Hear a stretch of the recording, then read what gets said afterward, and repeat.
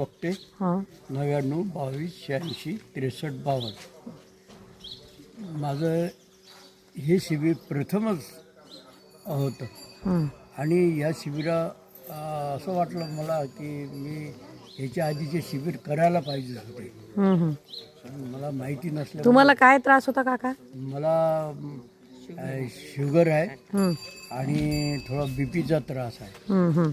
त्यामुळे माझा या शिबिरामुळे खरोखर बरंचसं कमी होईल अशी आहे, माझी आशा आहे.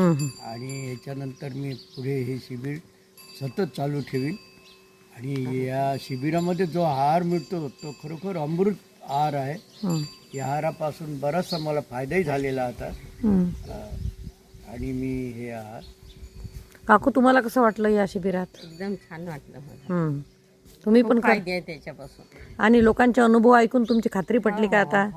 हं? आतापर्यंत 8-10 हजार लोकांचे शुगर, बीपी आणि इतर सगळंच बिमाऱ्या, कॅन्सर पासूनच्या बिमाऱ्या बऱ्या म्हणजे झाल्या.